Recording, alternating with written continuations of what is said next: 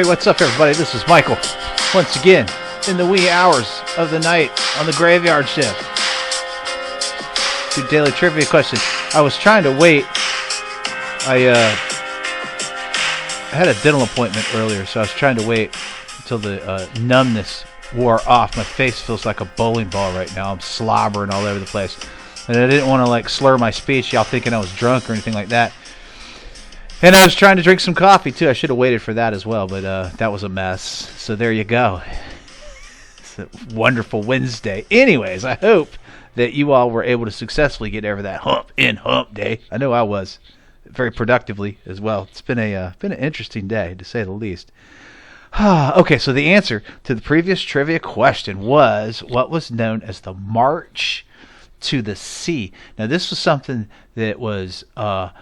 Major General William Tecumseh Sherman of the Union Army did not play around with, folks. This was fierce. This was brutal. This was all-out warfare. In November of 1864, in the Civil War, Major General Sherman and his Union troops had already captured Atlanta. Okay, so what followed thereafter was an all-out aggressive, what was known as the March to the Sea campaign, where his army would embark on a total warfare trek from Atlanta to the port of Savannah, destroying, and I do mean destroying, everything in sight. This March to the Sea went down in history as a scorched earth policy, is what it was known as. And it was basically dismantling and demolishing military targets, industry, infrastructure, which was very significant and important, civilian property, economic resources, and every type of transportation network known. Just in sight, basically. Everything that you could see would be destroyed. Nothing was saved. There was no exceptions. It was a destroy everything execution. And it was executed to a T. It was very strategic. Sherman did his homework with this. The March to the Sea was a combination of sorts of Grant's previous Vicksburg campaign and Sherman's previous Meridian campaign. Previous fights in the Civil War. Now, Grant was taking notes on all this stuff. Right? The strategy behind all this was basically to live off the land after they ran out of their rations. Food from local farmers would be seized, and Sherman went as far as using livestock and crop production data. How about that? From the 1860 census to lead his troops through areas where he believed the crop yield would be at its highest. So when he ran out of food, he could basically, like I was saying, he and his troops could live off the land. Now, how's that for planning and strategy? In the 1860s, from a war general in the Civil War, these types of factors combined with the complete and total destruction of the Confederate infrastructure equated to and bottom lined out to the crippling of the South and a systematic chiseling away of support for the overall Confederate ideology. That was exactly how he planned it, too. That was all part of the context and strategy. Make no mistake about it. He wanted to really get the Confederate supporters PO'd with this whole thing by destroying everything in sight and demolishing their infrastructure.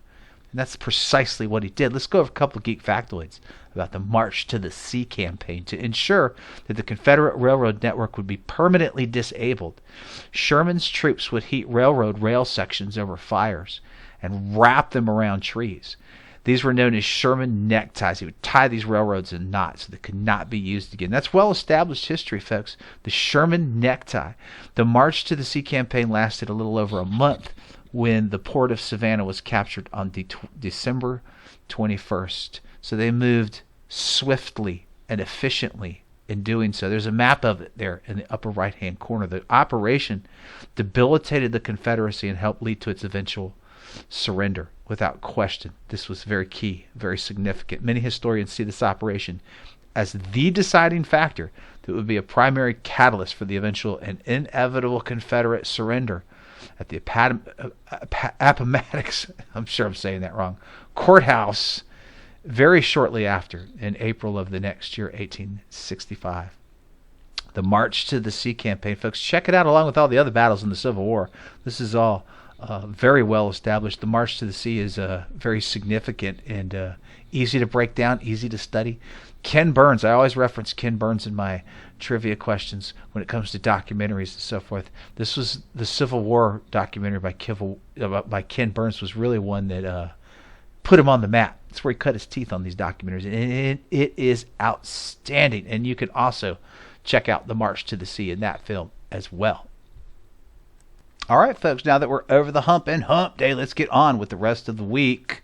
And let's do so with a brand new trivia question right here and right now for November 16th. Check this out. See if you can figure this out. Listen very carefully.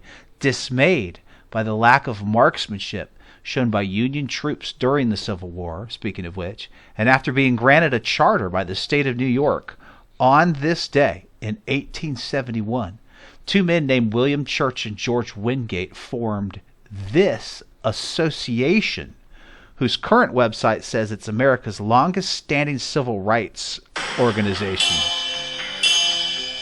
Can't understand why they're branding it like that, but there you go, folks. See if you can figure that out. Have a good, wonderful Wednesday, the rest of today.